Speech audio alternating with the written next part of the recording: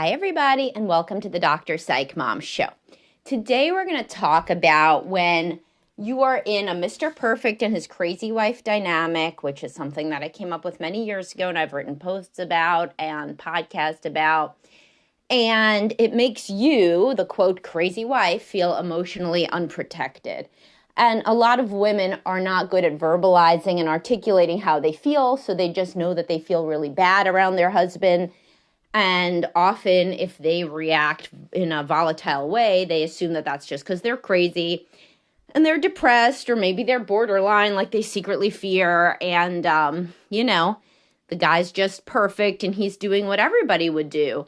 And if you've grown up in a dysfunctional house, then you may well not see how the man is contributing to the dynamic, even though you see it in the moment when you fight. So we'll get into that in a second after I tell you to subscribe.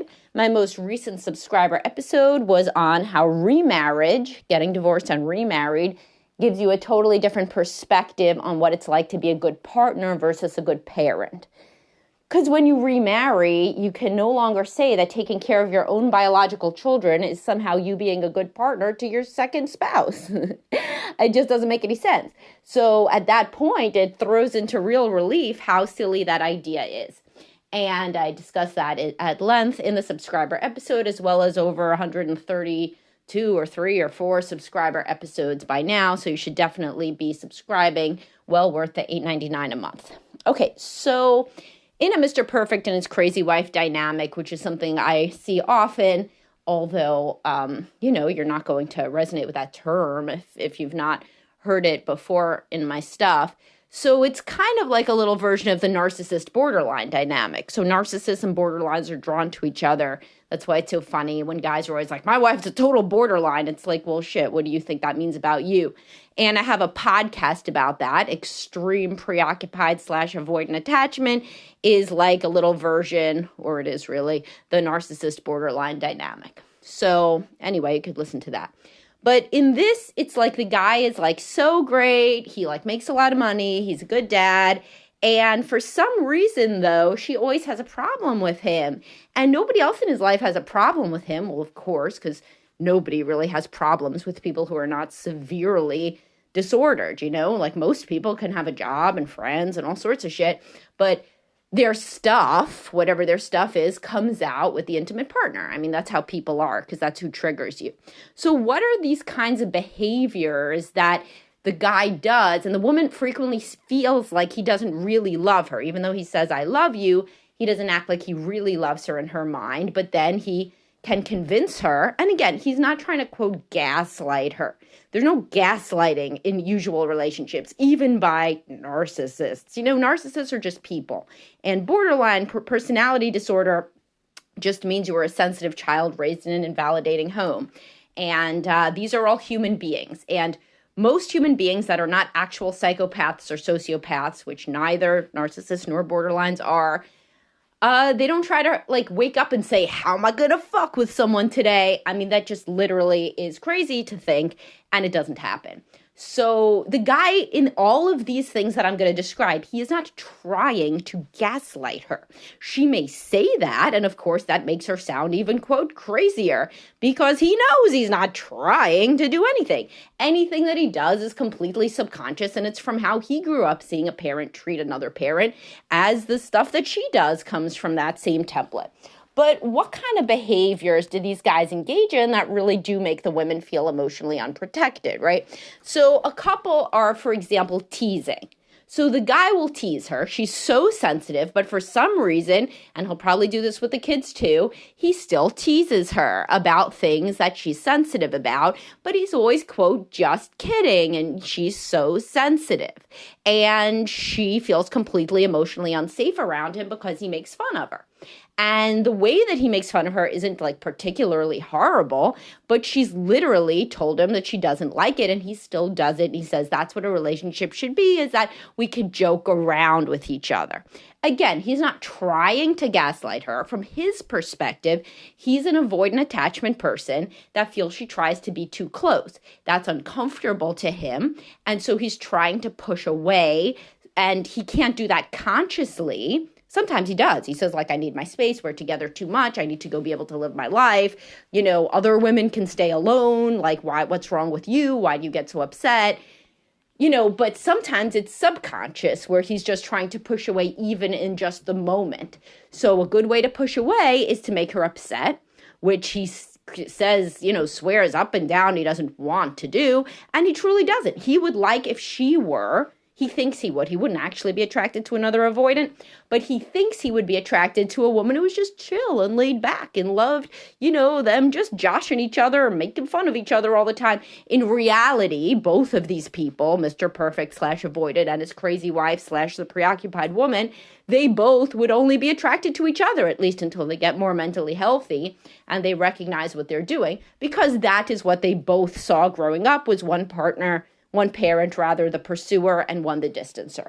So that's what makes sense to them, and that's what confirms their way of viewing the world. He feels that women are intrusive and difficult and can't live with them, can't live without them. And she thinks that, you just have to pine for your divine true love. And hopefully if you're, good enough and close enough and stay around long enough, then the avoidant man, the man who never wanted to commit, will turn around and be the loving partner that you always wished you could turn a caregiver into, in terms of being an attentive and responsive caregiver.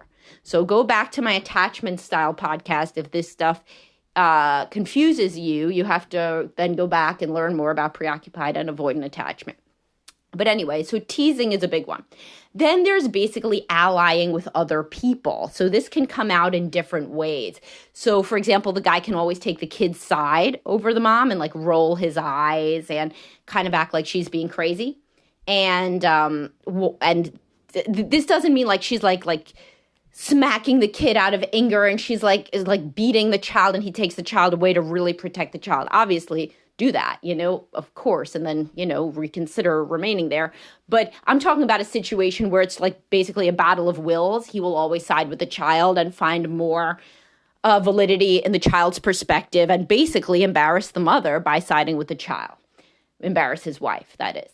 Also, it can happen in the friend group. So this couple with this dynamic does very poorly out with friends because he'll do things like repeat what she says. Like she'll be trying to say something like to the side to him and he'll like repeat it to the group so that everybody can kind of laugh about it or interrogate it. So she'll say, I think I want to go home soon. And he'll be like, what was that? You're not having fun? And again, he's not doing it expressly to humiliate her on a conscious level. That's not why he's doing it. But he in that moment feels resentful that yet again, she wants to take him away from the fun. That's how he sees her, as the death of all fun and always trying to just get him alone. And it's super uncomfortable for him. So then he wants to kind of use the friend group almost to be like, oh no, you should stay. You really want to go home? Like that sort of thing. And of course, that makes her feel unprotected because she was trying to talk to him as a couple, like just within the couple, and he's turning it outward to everybody else, thus showing that anything that she says to him is going to go into public. So that's obviously something that feels embarrassing, and it feels emotionally unsafe to be with somebody who's just going to kind of tell everybody what you say. And sometimes he tells the friend group stuff that she said in confidence, and then later says he has no idea that she wouldn't have wanted that shared. Now, on some level, if it was a multiple choice test and he got $1 million for the right answer, he might be able to know that she didn't want it shared. But in the moment, again, he feels subconsciously motivated to push away from her and basically ally with anybody else. And this is because intimacy feels difficult for him. He was raised seeing a family where there was not a lot of intimacy between the parents. Next one. So these guys really do invalidate the woman's feelings in terms of if she thinks she's depressed. For example, these guys will be like, you're not depressed. You just sit around the house too much, Or, yeah, you're so depressed, but, you went out with your friend the other week. So how depressed are you? Or I'm depressed too. You know what? Then I'm depressed, but I still go to work every day. That sort of thing. Or if she has like a medical, of course, depression's a medical health issue, but you know what I mean? Even if she has like I don't know, breaks her leg, like he'll usually say, well, yes, he's empathic in theory, but, I mean, she could still do stuff. And of course, I wouldn't really have to stay home from work or anything. If I had a broken leg, I'd be fine and blah, blah, blah. So minimizes her difficulties. And this also, of course, makes her feel emotionally unsafe because he's literally invalidating how she feels and telling her that she's crazy. Now, a woman who's drawn to a man that does this, usually this was done, again, in her family of origin, either between parents or to her by one parent. So she could have been a teenager saying to her mother, I'm really depressed. And the mother's like, yeah, well, who isn't, and then just walked out of the room. And so that, of course, you get married to the same kind of thing. Or the mother was laying around on the couch with a bottle, and instead of the father thinking that she is an alcoholic who needs treatment, saying, yeah, mom's lazy, So if you see somebody get invalidated as a child, or if you yourself are, then you're drawn instinctively to somebody who does this. And the reason he's doing this is, again, he does not want the intimacy of having to be in a caretaker role. He doesn't want to feel that she's struggling because then he might feel guilty if he's not there for her. He doesn't want to be, quote, there for her. He doesn't want her to invade any more of his emotional space. So then he pushes it away. Now, sometimes these guys can be really good with physical problems that are temporary, like she has the flu. He can really understand she has the flu, but something like chronic depression, he just, and he too has, by the way, been trained to, be a textbook achiever and to squelch down any sort of vulnerability and just do anything anyway. So if she doesn't have the physical or mental ability to do that because she's struggling with a disorder, then he feels that she's bullshitting. He genuinely feels like she's lying, oh, she's so depressed, but yet she had a phone call with her mom. So like the littlest thing, and as I've discussed, women have atypical depression more frequently, and with atypical depression, and I have a podcast on that, your mood does increase. It gets better temporarily in response to positive events. So this is a real classic one that I see, is that the woman struggles with atypical depression, but he points out times that she's been happy and implies that she's using her depression as an excuse, when in reality, that is the nature of the depression.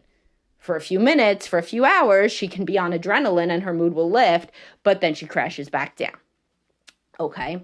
And so also another big one is in the early stages of having a baby, the woman, I just actually saw, and I shared on my Facebook profile, so you guys should all follow me on Facebook, of course. I'm sure most of you do. About protected sleep being necessary for women, especially if they have postpartum depression or anxiety, and how, and I knew this shit like instinctively when I had my babies, like I always had my husband helping until the third one, who co-slept. So then I could nurse kind of in the middle of the night without waking up. But as a first-time mom, I was like way too anxious to keep the baby in the room, or to keep the baby in the bed, breast sleeping, they call it. And so I wanted the baby in the crib, and then the waking up all the time after about a week of that, I really felt like I was going to go out of my mind. And so my husband did at least some of the night feedings, which at that point, now it was already 13 years ago, that was my then husband, that was a big deal. A lot of women's husband wouldn't do it at all. And so this article was talking about how protected sleep, having at least a 4 to 6 hour window where you do not have the monitor in the room and cannot be woken, is super important for women, especially if they're struggling with postpartum depression or anxiety, because sleep is so reparative for mental health and so protective for mental health. And if you don't get your sleep, it basically can spin you into a really crazy feeling stage. And most women know that, from times where they've had to go without sleep. And if you're already somebody who struggles with mental health issues, it can really push you over the edge, right? And of course, there are those horrible stories about women struggling with postpartum who, did terrible things to themselves and their kids. And, lack of sleep really contributes to the likelihood of that. And people are starting to realize that more now, And so, but the more avoidant guys will be like, yeah, well, I have a job. So, you're going to do this. God knows you don't do much during the day with the baby. Look at this house. Looks like a fucking mess, So, I guess you're getting up at night and you can nap when the baby naps. Now, some of the Mr. Perfect guys will, in fact, get up with the baby and all of that. But if she then is still tired, because of course she's nursing or she's sleeping very, badly, even when she has the protected sleep and the hormones are racing, and women just need more sleep than men. Look that up. That's scientific fact. But then he will be like, what's wrong with you? I did the feeding last night. Why are you tired? So basically the theme here is it's a lot of invalidation and not really understanding what it is to be an emotional partner. And the woman, who is the preoccupied attachment woman here, acts crazy in response to this. She follows him around and she tells him that he's not nice and that he doesn't really love her. And, people don't even know how he acts. And maybe this is because of his childhood. And, there's just something that's missing. And why can't he just be nice? And, just follows him around, pursuer, distancer style, her being the pursuer. But then when she stops doing that, she feels embarrassed about her behavior and feels like, of course, maybe she is the problem, the sole problem, as she's always feared, because she grew up, with low self-esteem. And everybody around them thinks he's just a great guy and just the nicest guy because they don't see a videotape of how cold he can be. And when these couples come in, the woman is very anxious always that I will side with the husband. She's very, very anxious that I will just think that she's a lunatic and completely side with him. And he's just this great guy that makes good money and is an involved father and an extrovert and has all these friends. And meanwhile, she's somebody who struggles and has always had depression or anxiety and is an introvert, or maybe doesn't have to be an introvert. I'm just saying, isn't as classically, quote, perfect. And, of course, as we go through couples counseling, it's quite obvious. I mean, all the time, 100% of the time, it's due to both people.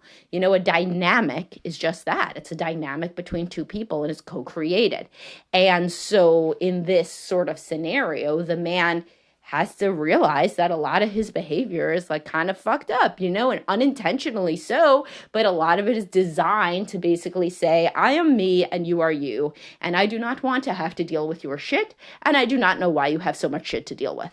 And that's going to make everything worse, And then on her end, as she develops more confidence and more kind of self-compassion, she can understand, which of her behaviors are just literally designed as pursuit behaviors and which time she actually does need comfort and how to communicate a need for comfort in a more healthy and adaptive way, even when you've not seen that.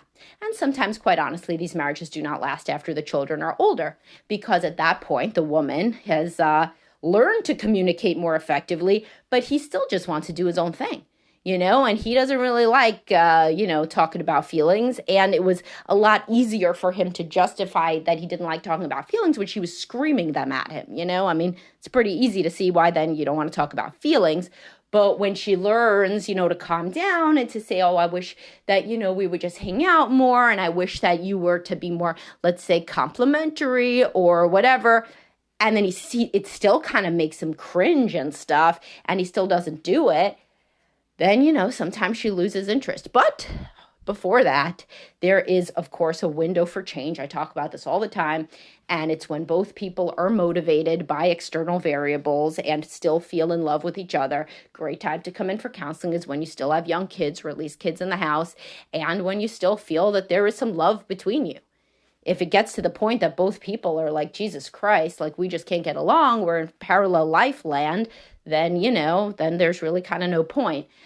I've seen few couples come back from that brink, but I've seen way more that are still engaged in some sort of conflict, honestly, because that means that they give a shit, still enough to at least fight about it. So anyway, and that, of course, never means that it's a good thing to fight in front of your kids. Some people will be like, haha, I knew it. I knew that fighting in front of the kids teaches them teaches them conflict resolution. It does not. I talk about that on myriad podcasts. That is not good. Don't do that. What I mean is that if you still even feel angry at your spouse, not that you need to express that in front of your children ever, but if you still do, then you should get into couples counseling before you stop even feeling angry with them. All right. I hope you guys enjoyed this, and I will talk to y'all soon. Have a great day.